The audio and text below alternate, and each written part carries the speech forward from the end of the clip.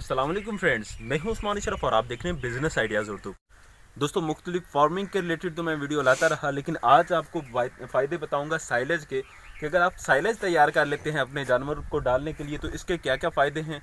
इसमें हमारे साथ अब्बास साहब मौजूद हैं जो कि इस हवाले से एक्सपीरियंस रखते हैं। उन्होंने पहले भैंसों का फार्म भी बनाए रखा है, बछड़े का भी, और कटरे वाली वीडियो भी आपने देखी होगी, तो उन्हीं से ये सारी मालूमात लेते हैं। अस्सलाम वालेकुम अब्बास साहब, आपसे मैं जानना चाहूँगा कि ये साइलेज जो आपने बनाना शुरू किया हुआ है, तो ये किस नज़रिए के तहत आपने ये शुरू किया, जबकि आम चारा भी तो डालना चाह रहा था, लेकिन आपने ये साइलेज बनाना शुरू किया हुआ?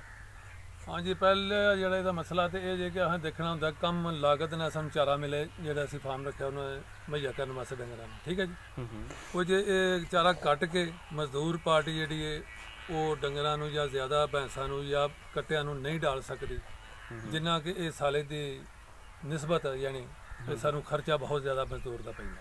पहले नंबर तो असी वो बचाना है, दूसरे नंबर तो ये देखना कि खुराक जी जो उन्होंने दबिया जाता है साले बना के वो इंतहाई बुरबरी हजम हो जाती है, यानी वो अगर भैंस नूं पाने वो भी अच्छा हजम करेगी, अगर कट्टे नूं पाने वो भी अच्छा हजम करेगा, और ज़्यादा बढ़ोतरी होगी, गोश्त ज़्यादा बढ़ेगा।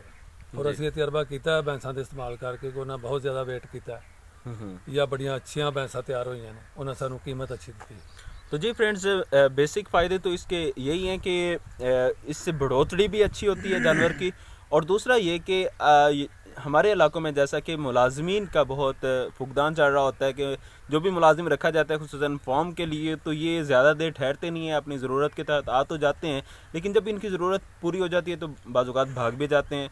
तो इस हवाले से जो मालिक होता है वो बहुत परेशान हो जाता है। लेकिन अगर मालिक ने ये साइलेज बनाया हुआ है उससे ये परेशानी का सामना नहीं करना पड़ेगा, क्योंकि ये साइलेज जो है ये जानवरों को बस यूँ करना होता है, ये निकाल के जानवरों को डाल लेते हैं। ये बहुत अच्छी खुराक होती है जानवरों के लिए, तो ये उनको डाली जा सकती है। अब इस हवाले से हम जानते हैं कि इसको बनाना किस तरह है, तो ये भी हमारे अब्बास भाई ही हमें ये बताएंगे। तो ये बताइएगा कि ये किस तरह आप ये तैयार करते हैं? हाँ जी, ये 2-3 वैरायटियां होंदियां ने, ज्वार दा, बाजरे दा, मक्की दा, गंदम दा, जवा जिन्हों आंदे ने, ये सारिया चीज़ों का साइलेज तैयार हो सकता है। लेकिन आम तौर पर साढ़े इलाके तो यही है कि मक्की का तैयार करना होंदा है। मक्की जी जिन्हों छली लगती है, सिट्टा लगता है, बेहतर होंदा, सब तो आला वो होंदा है। उस तो बाद चारे वाली मक्की भी है जिन्होंने साइलेज वाली मक्की कहा जाता है, वह जरा कद लंबा होंदा जी, लेकिन वो सिट्टा घट होंदा है, यानी गजाइयत कम होंदी है। सही। तो जी सिट्टे वाली छली है ना, जिन्होंने असी कहने जी दाना देने वाली छली पकावी लाने असी, ज़्यादातर वह बनता है। वो 1 एकड़ चों तकरीबन दसते हैं जी वो 400 तो 600 मन तक पैदावार देंदा, अगर अच्छी तुसां मक्की नूं तैयार किया है। वो मशीन आएगी, वो कट देगी तुहानूं एक दिन दे विच 2-4 घंटे 5-10 एकड़ कट देगी। तुसीं वो साइलेज इस तरह महफूज कर लें जिवें तुहाडे सामने आ पिया होया। अच्छा, तो ये 6 तो 7 साल तक इन्हूं महफूज असीं रख सकने हैं, 1 साल च इस्तेमाल करो, 2 साल च करो। अच्छा, वो मशीन वाले ਜਿਹੜੇ बुलाए जाते हैं कितना किराया लेंदे ने? हाँ जी, वो 1 एकड़ का तकरीबन 5000 तो 6000 तक लेंदे ने। 1 एकड़ मकई तैयार करने का खर्चा कितना आ जाता है? हाँ जी, 10,000 तो तकरीबन 14-15,000 तक है। 10 तो सिर्फ साइलेज बनाने का ਤਿਆਰ ਨੂੰ ਸਾਈਲੇਜ ਬਣਾਉਣ ਦਾ 15,000 तैयार मकई ਨੂੰ। ਤੇ ਮਕਈ ਤਿਆਰ ਕਰਨ ਦਾ ਮਤਲਬ ਉਹਨੂੰ ਮਕਈ ਤੇ ਜਿਹੜਾ ਫੀਲਡ ਤੇ ਖਰਚਾ ਆਣਾ ਨਾ ਜੀ ਸਾਡਾ ਉਗਾਉਣ ਦਾ ਉਹ ਲੈਦਾ ਹੈ।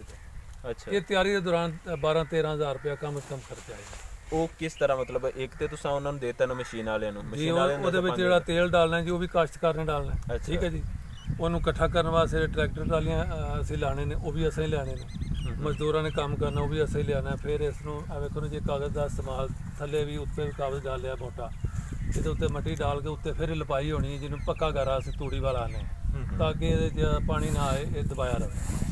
ਉਹ ਤਕਰੀਬਨ 10-12-13,000 ਰੁਪਏ ਖਰਚਾ ਆ ਜਾਂਦਾ।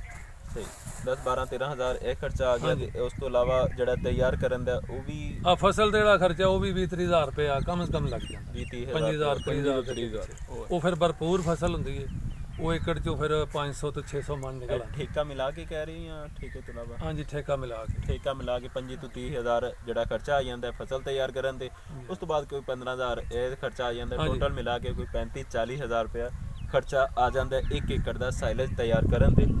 1 ਏਕੜ ਦਾ ਸਾਈਲੇਜ ਤਕਰੀਬਨ 4 ਡੰਗਰਾਂ ਵਾਸਤੇ 1 ਸਾਲ ਵਾਸਤੇ ਇਨਫ ਹੁੰਦਾ ਹੈ। हाँ जी, बहुत ज़्यादा 10 डंगर जो वो भी खाते रहते, नहीं खत्म होता अगर अच्छी फसल नाल दूसरा चारा मिला के हाँ जी, फिर ज़्यादा पाया जाए तो फिर 10 डंगर भी खा सकते हैं। लेकिन ਐਵਰੇਜ ਜਿਹੜੀ ਦੱਸੀ ਜਾਂਦੀ ਯਾਨੀ 4 ਡੰਗਰ ਨੇ ਸਿਰਫ ਚਾਲ ਤੇ ਰਹਿਣ ਤੇ ਫਿਰ ਯਾਨੀ ਇੰਨਾ 4 ਡੰਗਰ 1 ਸਾਲ ਵਾਸਤੇ ਉਹਨਾਂ ਨੂੰ ਇਨਫ ਹੁੰਦਾ 1 ਏਕੜ ਤੇ ਮਜ਼ੀਦ ਜਿੰਨੇ ਤੁਸੀਂ ਡੰਗਰ ਨੇ ਉਸ ਹਿਸਾਬ ਨਾਲ ਤੁਸੀਂ ਰੱਖ ਸਕਦੇ ਹੋ। ਹੁਣ ਇਹਦੇ 'ਚ ਮੈਂ ਪੁੱਛਣਾ ਚਾਹਾਂਗਾ ਕਿ ਠੀਕ ਹੈ ਉਹ ਮਸ਼ੀਨ ਵਾਲਿਆਂ ਨੇ ਕੱਟ ਕੇ ਲੈ ਤੇ ਆਂਦਾ, ਲੇਕਿਨ ਉਹਦੀ ਹੁਣ ਤਿਆਰੀ ਕਿਵੇਂ ਕਰਨੀ ਹੁੰਦੀ? ਮਤਲਬ ਇੱਥੇ ਆ ਗਿਆ ਹੁਣ ਇਹਦੇ 'ਚ ਕੋਈ ਸੋਡਾ ਪਾਇਆ ਜਾਂਦਾ ਜਾਂ ਕੋਈ ਐਸੀ? ਨਹੀਂ ਜੀ, ਉਹ ਵੇਖੋ ਇਹਦੇ 'ਚ ਖੁਰਾਕ ਵਾਲੀਆਂ ਚੀਜ਼ਾਂ ਤੁਸੀਂ ਸ਼ਾਮਲ ਕਰ ਸਕਦੇ ਹੋ ਜਿੰਨੀਆਂ ਚਾਹੋ। ਅੱਛਾ, ਮਸਲਨ ਸ਼ੀਰਾ, ਅੱਛਾ, ਨਮਕ, ਕੁਝ ਪਾਊਡਰ ਹੁੰਦੇ ਨੇ ਹੋਰ ਜਿਹੜੇ ਖੁਰਾਕ ਦੇ ਟਾਈਪ ਦੇ ਹੁੰਦੇ ਨੇ, ਉਹ ਵੀ ਇਸਤੇਮਾਲ ਕਰ ਸਕਦੇ। ਲੇਕਿਨ ਅਸੀਂ ਤਾਂ ਆਮ ਤੌਰ ਤੇ ਖਰਚ ਕਮ ਕਰਨ ਵਾਸਤੇ ਅਸੀਂ ਕੋਈ ਚੀਜ਼ ਇਸਤੇਮਾਲ ਨਹੀਂ ਕਰਦੇ। ਹੱਤਾ ਕਿ ਨਮਕ ਉਹ ਵੀ ਇਹਦੇ ਉੱਤੇ ਨਹੀਂ ਡਾਲਣਾ ਹੁੰਦਾ, ਇਸ ਵਜ੍ਹਾ ਕਿ ਬਾਅਦ ਔਕਾਤ ਉਹ ਕਿਸੇ ਡੰਗਰ ਨੂੰ ਜਾਂ ਭੈਂਸ ਨੂੰ ਜ਼ਿਆਦਾ ਚਲਾ ਜਾਏ ਤਾਂ ਨੁਕਸਾਨ ਪਹੁੰਚਾਉਂਦਾ। ਉਹ ਅਸੀਂ ਉਹਨਾਂ ਦੇ ਅੱਗੇ ਖੁਰਲੀਆਂ ਵਗੈਰਾ ਹੁੰਦੇ ਨੇ ਉਹਦੇ ਵਿੱਚ ਉਹਨੂੰ ਇਸਤੇਮਾਲ ਕਰ ਲਈਦਾ, ਨਮਕ ਨੂੰ ਇਹਦੇ ਉੱਤੇ ਨਹੀਂ ਡਾਲਣਾ। ਥੱਲੇ ਵੀ ਕੋਈ ਛਾਪਰ ਪਾਉਂਦੇ ਹੋ ਜਾਂ ਥੱਲੇ ਵੀ ਡਾਲ ਲੈਣਾ ਚਾਹੀਦਾ, ਉਹ ਜੇ ਨਾ ਵੀ ਡਾਲੀਏ ਤਾਂ ਕੋਈ ਮਸਲਾ ਨਹੀਂ ਹੈ। ਅੱਛਾ, ਉਹ ਤਿਆਰ ਹੋ ਜਾਂਦਾ। ਹਾਂਜੀ, ਠੀਕ ਹੈ। ਤੁਸੀਂ ਇਹ ਥੱਲੇ ਧੜ ਲਾਂਦੇ ਹੋ ਚਾਰੇ ਦੀ, ਉਸ ਤੋਂ ਬਾਅਦ ਉੱਤੇ ਟਰੈਕਟਰ ਦੇ ਜ਼ਰੀਏ ਹਾਂਜੀ ਟਰੈਕਟਰ ਦੇ ਨਾਲ ਉਹਨੂੰ ਜਾਂ ਕਿਸੇ ਭਾਰੀ ਮਸ਼ੀਨ ਦੇ ਨਾਲ ਇਹਨੂੰ ਦਬਾਇਆ ਜਾਂਦਾ, ਨਾਲ ਜਿਵੇਂ ਜਿਵੇਂ ਪਿੱਛੋਂ ਕਟਾਈ ਆ ਰਹੀ ਉਸੇ ਤਰ੍ਹਾਂ ਨਾਲ ਉਹਨੂੰ ਪ੍ਰੈਸ ਕਰਨਾ ਜ਼ਰੂਰੀ। ਕਈ ਲੋਕ ਜਿਹੜੇ ਨੇ ਉਹ ਥੱਲੇ ਖੱਡਾ ਖੋਦਦੇ ਨੇ, ਉਹਦੇ ਵਿੱਚ ਭਰਦੇ ਨੇ। ਤੁਹਾਡਾ ਕੀ ਨਜ਼ਰੀਆ ਹੈ ਕਿ ਖੱਡਾ ਖੋਦਣਾ ਚਾਹੀਦਾ ਜਾਂ ਇੰਜ ਠੀਕ ਹੈ? ਨਹੀਂ ਜੀ, ਬਿਹਤਰੀਨ ਤੇ ਹੁੰਦਾ ਉਹ ਬੰਕਰ ਦੇ ਵਿੱਚ, ਚਾਹੇ ਉਹ ਤੁਸੀਂ ਇਸ ਤਰ੍ਹਾਂ ਗਰਾਜ ਬਣਾ ਕੇ ਉਹਦੇ ਅੰਦਰ ਲਾ ਲਿਆ ਤਾਂ ਵੀ ਬਿਹਤਰੀਨ ਹੈ। ਅਗਰ ਉਹ ਬੰਕਰ ਬਣਾ ਕੇ ਜ਼ਮੀਨ ਦੇ ਅੰਦਰ ਜਾਂ ਕੋਈ ਸੁਪਰ, ਉਹ ਵੀ ਬਿਹਤਰ ਹੈ।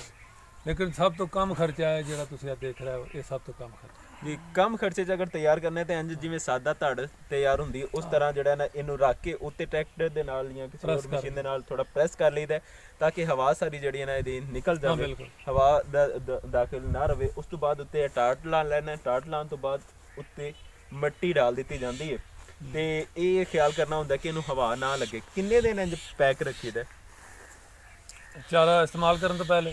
ਤਕਰੀਬਨ 3 ਹਫ਼ਤੇ ਕਮ ਸੇ ਕਮ ਰੱਖਣਾ ਜ਼ਰੂਰੀ ਹੈ। 3 ਹਫ਼ਤੇ ਇਹ ਦੱਸ ਰਹੇ ਨੇ ਯਾਨੀ 21 ਦਿਨ, ਲੇਕਿਨ ਮੈਂ ਜਿਹੜਾ ਮੇਰੇ ਨੌਲੇਜ ਦੇ ਮੁਤਾਬਿਕ ਨੈਟ ਤੋਂ ਜਿਹੜਾ ਮੈਂ ਸਿੱਖਿਆ ਕਿ ਤਕਰੀਬਨ 40 ਦਿਨ ਤੱਕ ਜਿਹੜਾ ਨਾ ਉਹਨੂੰ ਪੈਕ ਰੱਖਣਾ ਚਾਹੀਦਾ ਹੈ। 40 ਦਿਨ ਤੋਂ ਬਾਅਦ ਜਿੰਨਾ ਤੱਕ ਉਹ ਗਰਮ ਨਾ ਹੋ ਜਾਏ, ਉਹ ਬਿਹਤਰ ਨਰਮ ਨਾ ਹੋ ਜਾਏ, ਨਹੀਂ ਡਾਲਣਾ ਚਾਹੀਦਾ। ਉਹ ਜੇ 2-3 ਹਫ਼ਤੇ ਤੇ ਲੱਗ ਜਾਂਦਾ। ਹਾਂਜੀ, ਕਮ ਸੇ ਕਮ 3 ਹਫ਼ਤੇ। ਉਸ ਤੋਂ ਬਾਅਦ 40 ਦਿਨ ਤੱਕ ਤੁਸੀਂ ਸਬਰ ਕਰ ਲਓ ਤੇ ਉਸ ਤੋਂ ਬਾਅਦ ਜਿਹੜਾ ਨਾ ਤੁਸੀਂ ਇਹਨੂੰ ਇਸਤੇਮਾਲ ਕਰ ਸਕਦੇ ਹੋ। ਤੇ ਕਿੰਨਾ ਚਿਰ ਦੱਸਿਆ ਜੇ ਕਿ ਇਸੇ ਹਾਲਤ 'ਚ ਰਹਿ ਸਕਦੇ? ਹਾਂਜੀ, 6-7 ਸਾਲ ਰਹਿ ਸਕਦੇ।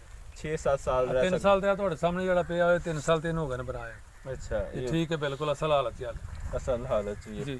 ਤੇ ਇੱਥੋਂ ਤੁਸੀਂ ਕੱਢੀ ਜਾਣਾ, ਜ਼ਰੂਰਤ ਦੇ ਮੁਤਾਬਿਕ ਕੱਢ ਲਿਆ, ਉਸ ਤੋਂ ਬਾਅਦ ਫਿਰ ਇਹਨੂੰ ਡਾਂਪ ਦਿੱਤਾ ਜਾਂਦਾ ਹੈ। ਹਾਂਜੀ, ਉਹ ਟਰੱਕ ਉਹਨਾਂ ਕੋ ਟਰੱਕ ਖੋਲੀਦਾ ਜਿੰਨਾ ਕੋ ਰੋਜ਼ਾਨਾ ਯੂਜ਼ ਹੁੰਦਾ ਰਹਿੰਦਾ, ਉਹਨੂੰ ਫਫੂੰਦੀ ਨਹੀਂ ਲੱਗਦੀ। ਉਹਦੇ लगन तो पहले डंगर इस्तेमाल कर लेंगे, अगो फिर अगला पुट लेगा। तो जी फ्रेंड्स, उम्मीद है कि आपको ये वीडियो पसंद आई होगी। अगरचे इसमें ज़्यादा पंजाबी में बोला गया, लेकिन ज़्यादातर हमारे लोग पंजाब से ही हैं, तो उम्मीद है कि उनको समझ आ गई होगी।